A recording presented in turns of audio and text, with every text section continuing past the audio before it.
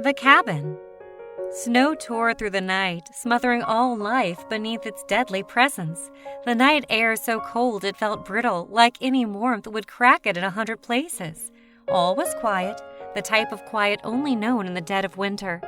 The only sound that could be heard was a single raven off in the distance, shrilly calling to its brethren. Mike stood in his wooden cabin, feeding the fire from his winter stores, glad that he had been prepared. In the dark and cold, Mike wondered how anyone could survive this winter alone without going mad.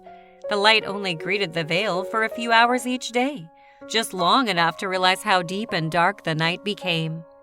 Even with the fire and the shelter of the cabin, there was a perpetual chill in Mike's spine. He turned around, looking at his wife and daughter. They were waiting for him to pour their tea, but he had gotten lost in thought again. That seemed to be happening more and more lately. Returning to his task, Mike wrapped the kettle handle with some leather strips so as not to burn himself, and poured the tea into the clay cups he had arranged before him. "Daddy, do you need my help?" His daughter Nora yelled out to him. She was 4 and thought she was Mike's protector. He loved her fiercely for that, and had vowed to guard her from anything that meant her harm. "You shall only have to wait a moment longer, my dear." Mike set the cups on a small tray and carried them over to the table. He was proud of that table. He had built it himself when he and Delia had first gotten married. The legs may be a bit wobbly, but all things considered, it was a perfectly fine table. Delia took a sip. "Thank you, love. This is delicious," she said, only grimacing a little bit as she drank. He must be getting better at making tea. "Anything for my 2 best ladies," he said, smiling at them. Life was pretty damn good, he thought to himself, not for the first time.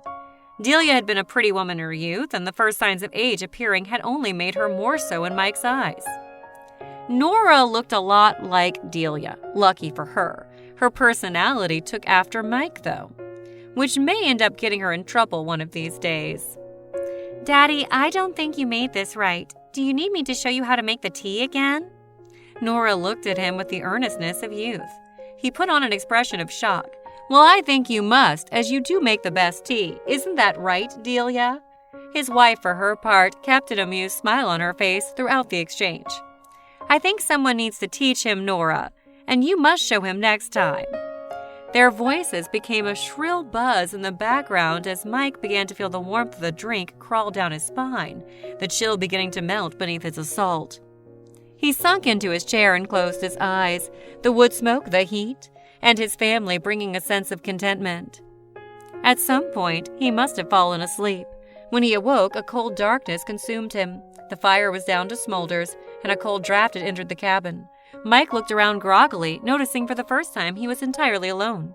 "Nora? Delia?" he yelled as he frantically searched around the cabin. He bumped the table, knocking over the teacups in his haste. Nora and Delia's drink spilled everywhere, leaving a mess. He would have to clean that up later, so that Delia wouldn't be cross with him.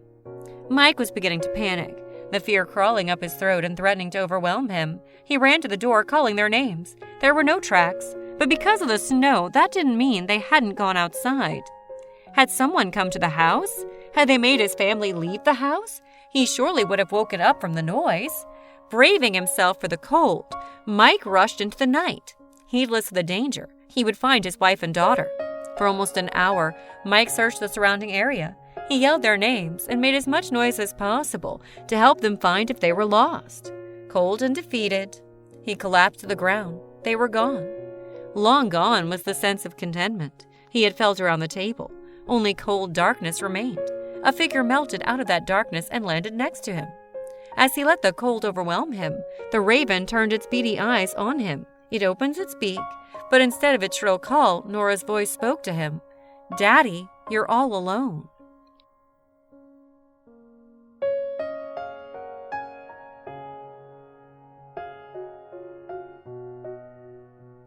Enjoy more videos, subscribe to our channel, and hit the bell button.